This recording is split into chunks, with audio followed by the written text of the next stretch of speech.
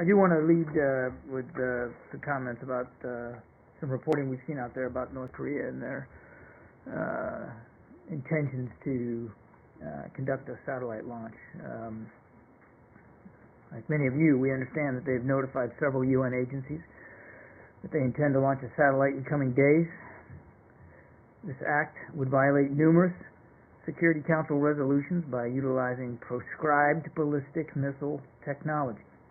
It also comes on the heels, as you know, of the January 6th nuclear test, which is itself an egregious violation of UN Security Council resolutions. As Ambassador Power said, in the hours following that test, the international community must impose real consequences for the regime's destabilizing actions and respond with steadily increasing pressure. The Security Council has a key role to play in holding North Korea accountable by imposing a tough, comprehensive, and credible package of new sanctions and by ensuring rigorous enforcement of the resolutions it has already adopted. This latest announcement further underscores the need for the international community to send the North Koreans a swift, firm message that their disregard for UN Security Council obligations will not be tolerated. That, Matt? Let's start with that. I just wanted to go about two bits of housekeeping, but let's start with North Korea. When you say the Security Council must impose real consequences and respond with steadily increasing pressure, how is that going? They don't seem to have done anything yet in response to the previous to the nuclear test. Well, what I can tell you is that deliberations are ongoing with respect to the response to the January 6th nuclear test. I don't have an update for you, or I can't provide necessarily a status, but I do know that those talks are ongoing. And then, as you know, the Secretary... Almost a month ago that it happened. Today is February 2nd. And they continue to deliberate and discuss options. Right? It's as swift as the international community can make it. I think there's a lot of effort going on here. Now, look, and I'd point you back to the Secretary's trip to Beijing last week, where he had very frank and candid discussions with Chinese leaders about their leadership and their influence in the region, and even they acknowledged that more concerted action has to be taken to deal with the North's provocative actions. I mean, I was there too, so I don't remember them agreeing on new sanctions or anything like that. They didn't agree to specifics, that's right, but they did agree in principle to the need that more needed to be done. Okay. Well, so you would like the Security Council to act before or ahead of the missile launch? No. I was speaking to the swift action we were talking about is the action in relation to the January 6th launch. The January 6th nuclear test. All we know today is that they've announced that they're going to do this sometime later this month. Right. They've announced this to two international bodies that they intend to conduct this launch. Right, I understand that, but you said that there needs to be a swift and firm something that their message that their violations of Security Council resolutions won't go unnoticed or something like that. Anyway, whatever it was, you want that to happen. This latest announcement underscores the need for the international community to send them a swift, firm message that its disregard for obligations under the UN Security Council will not be tolerated. Right. So you would like the Council to act before they shoot up this missile, if they do in fact to prevent them or to dissuade them from what I'm saying is firing.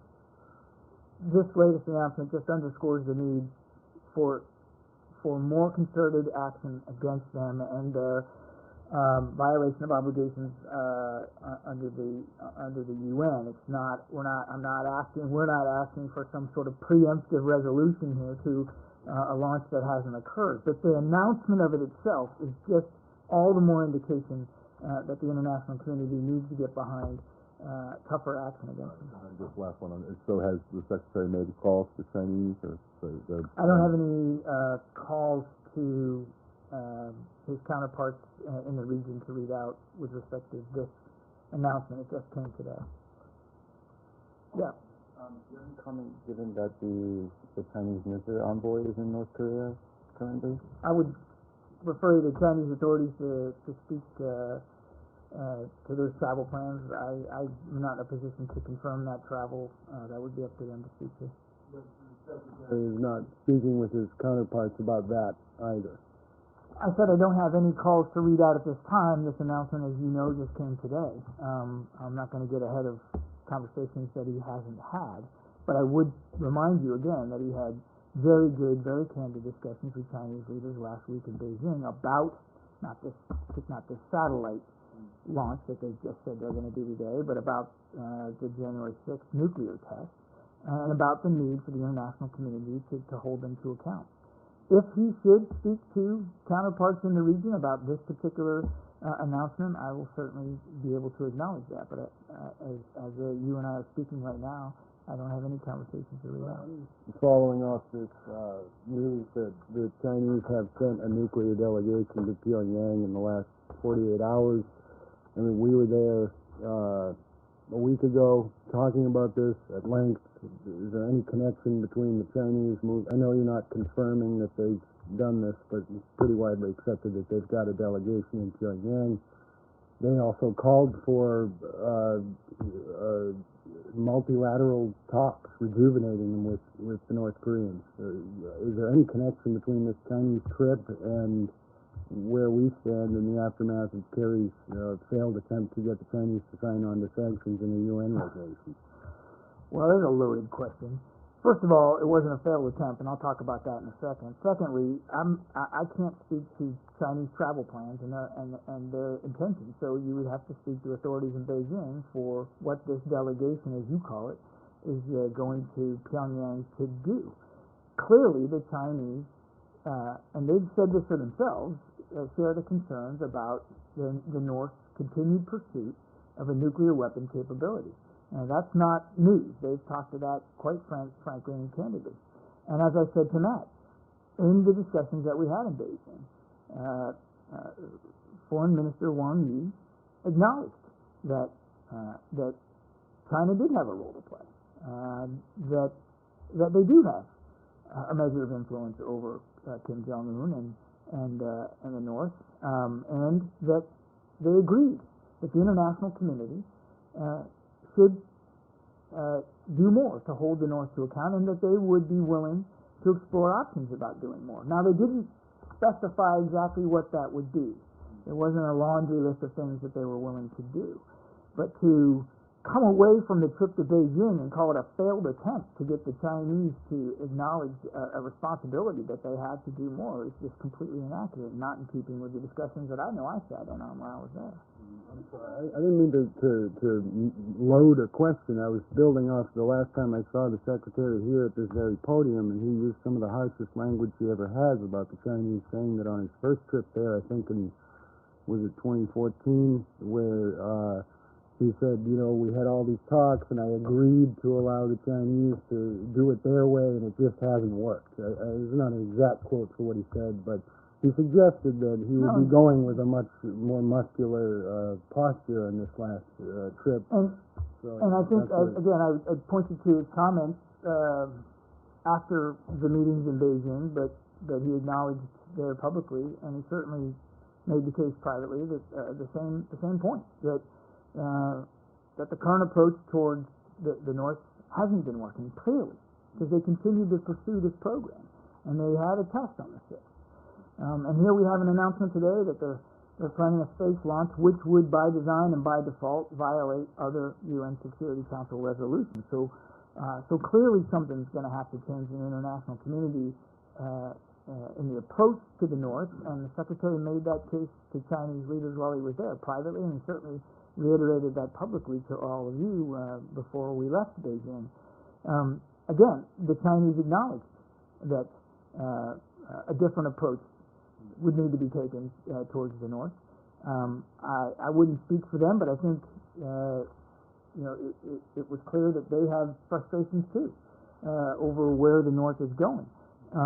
Again, they just didn't specify exactly what was in their mind in terms of moving forward, but I can assure you that it's very much on their minds as well. And so again, I think from the Secretary's perspective, the trip to Beijing was well worth it, and he came away assured that they also recognize the status quo approach needs to be changed, and something tougher needs to be enacted, a set of measures to try to bring the North to account. Final small clarification on this. Other than getting the Security Council to pass a resolution that we impose new sanctions, is there anything else that you're willing to say about what this new post-status quo approach should involve? Well, I think we've talked about this. We believe, again, that it should be an international response. Clearly, the United States isn't going to take any options off our unilateral table, obviously.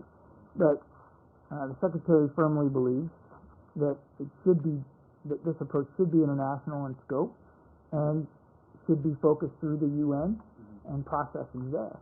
And as you recall, when we first talked about this in the wake of the January 6th test, we talked about additional measures, and we acknowledged that some of those measures, maybe all of them, I don't know, would probably be in the form of economic sanctions. And again, to my answer to Matt, those discussions and deliberations are still ongoing. I don't have anything specific to read out. I wouldn't hypothesize beyond that, though, in terms of what options may be available to the international community, or no, I don't. I don't have any additional detail to provide to that. To come back to a couple of your points, first you just said that the reaction should be international in scope. Does that mean that the administration is ruling out unilateral sanctions against Pyongyang? No, I think I just said we're not going to rule out or take off the table any unilateral options at our disposal. And then going back to something you said about we're not asking for a preemptive resolution against Pyongyang. Can we talk a little more about that? Is that the kind of thing that could possibly even spur more negative action on Pyongyang's part if the UN were, for some reason, able to get its act together and pass a resolution quickly in the Security Council? Is that an appropriate way, I guess, of getting North Korea to do what the international community wants it to do? I think the job of trying to predict what Kim Jong-un is going to be would be a very short-lived job indeed, and I don't think anybody's willing to try to attempt that. What I meant was just trying to clear up what apparently I wasn't clear in my opening remarks, that what we're not looking at here with respect to this announcement today, nobody's talking about trying to get a new resolution enacted preemptively on this. There are existing, and that's what I was really trying to focus on at the outset, there are existing UN Security Council resolutions that prohibit exactly this kind of behavior and conduct. There's no need for a preemptive resolution or action by the UN. And as to if we, again, this is hypothetical, if we were to do that, how would they react? I couldn't begin to tell you. I don't think anybody knows exactly how the mind of that young man works. Is there any sense, based on the Secretary's conversations with his Chinese counterparts or with the South Koreans, on what might be happening internally in North Korea that would be leading to this step up in military activity, the nuclear test, the announcement of this launch, ships sailing off the northeastern coast of the peninsula, making South Korea very nervous. Is there any sense of what's going on inside North Korea politically that might be leading to these sorts of actions? The North, as you know, is a very opaque environment, and it's exceedingly difficult to know with any great detail the motivation and the intention behind decisions that they make, particularly the decisions of Kim Jong-un. So I don't know, and I dare say that the North Korean people don't know for themselves what's in the mind of their leader and why he's doing what he's doing. So I couldn't tell you.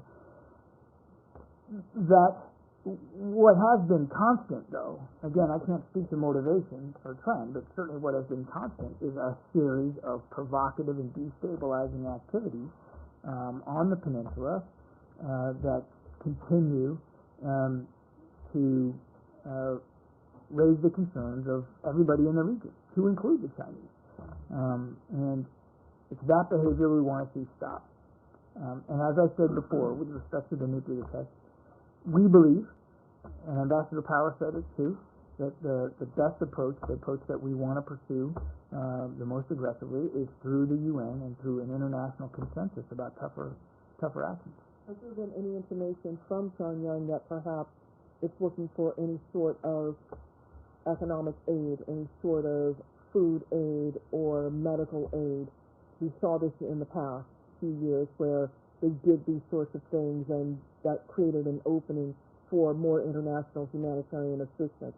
Has there been any information on their part that something of this might be wanted or desired? None that I'm aware of, and I would say that if you know they're interested in food aid or assistance or a greater ability to feed their own people, they could do that for themselves by ceasing these destabilizing activities and devoting precious resources to military capabilities that again do nothing to help put food on the table of the North Korean people and to stabilize the peninsula. They have it within their power to do a better job to feed their own people and to look after the the concerns of their own citizens, rather than spending resources, money, and time on the development of a nuclear weapons capability, or in this case, ballistic missile technology. Just to put a fine point on this, it is the vehicle with which they are going to launch, they say they're going to launch this satellite on that you object to, not the satellite itself, right? The United States does not oppose North Korea having satellites in orbit, presuming someone else launches them, launches the satellite. First of all, they claim it's a satellite. I know. If they were to, this isn't about having satellites, Matt. It's about having the ballistic missile technology. About having the ballistic missile technology that can propel a satellite. Or someone were to launch it for them, you would not object, correct? The objections by the international community and the UN are about the ballistic missile technology. I'm asking you specifically about the United States. Does the United States think that North Korea has the right to have a satellite in orbit around? This is about objecting to the ballistic missile technology. You have an issue with satellites. It's not about satellites. In fact, I can't even tell you with any certainty, and you know this very well, that that's exactly what they intend to do. I don't know. And they claim they're launching a satellite. Exactly. This is about the ballistic missile technology that you have to put it up, to put something in orbit, and it's about the ballistic missile technology that we've got. As you said, China has acknowledged that a different approach is needed with North Korea without specifying what that should be. But as one of the North's strongest trading partners, if not the, what would the United States ultimately like to see from China in terms of using its leverage on North Korea? I'm not going to go into great detail here about options that are before the Chinese in terms of using economic leverage. You're right. They get almost all economic material or assistance or benefits through China. And so there are things that the Chinese could do using that economic leverage. Again, I won't speculate about any specific measures that the Chinese could employ, but I can assure you that it was that sort of pressure, it was that sort of influence that the Secretary discussed with Chinese leaders in general while we were there. We have seen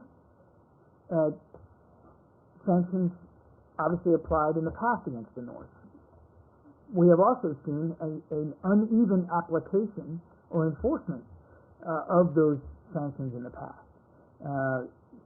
And so what we want to see going forward is holding them to account with tougher measures, but we also want to see an even and full-throated application and enforcement of whatever sanctions are put in place.